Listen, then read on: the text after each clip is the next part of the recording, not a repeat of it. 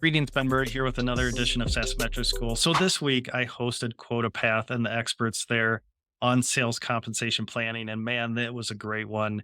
I have in my show notes a link to that replay and to the slides. And I pretty much guarantee you'll take away one piece of actionable advice on that. So let's recap that webinar. And of course, stealing the thunder from Quota Path, they are the sales compensation experts. Of course, CFOs, we have thoughts around how sales compensation should be designed, collaborative effort. So let's talk about some of these takeaways. So first, they talk about identify your North Star metric. What are you trying to solve for with your sales compensation plan? Are we thinking about our CAC number? Are we thinking about burn multiple? Are we trying to solve for revenue retention? So really interesting framework as we're designing our sales compensation plan.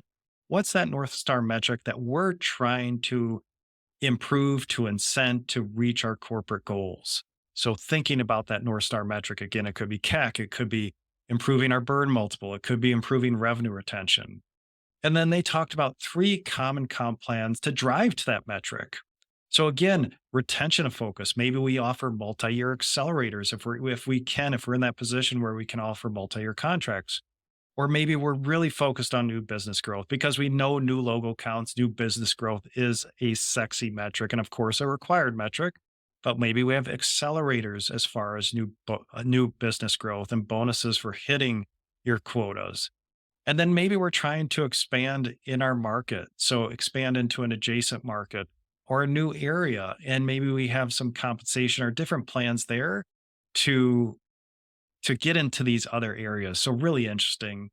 And then finally, in the presentation with Quota Path, talked about those levers, solving for retention, for CAC, for cash flow, right? Cash flow, making sure, the payouts are timed. Well, thinking about cash flow, if there are extra payouts based on the payment terms, maybe our standard payment terms are 45 days, but maybe we could get that shorter and maybe we could pay our reps if they could sign something where the customer pays within 15 days. But again, as a CFO, I don't like it when that customer tries to negotiate and they want to pay their invoices in 90 days, right? That's such a long time to take to collect that cash.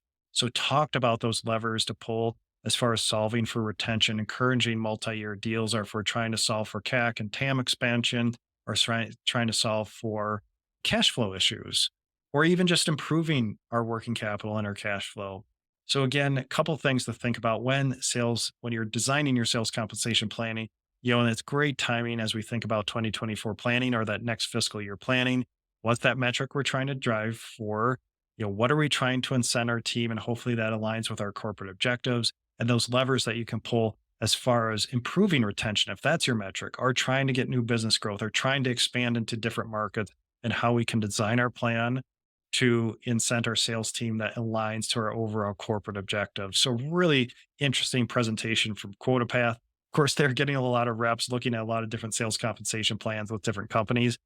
But that webinar, the slides are available for replay. There's a link in the show notes. That'll take you to that No Fluff course series. Check out the demo section and you can watch that replay. And again, I had some eye openers there of just different things and how you can design your compensation plan to drive action and to achieve those metrics that you're shooting for. So really good one. So take a look at that and hopefully that'll give you some good nuggets to take away to use in your own past company. So thanks.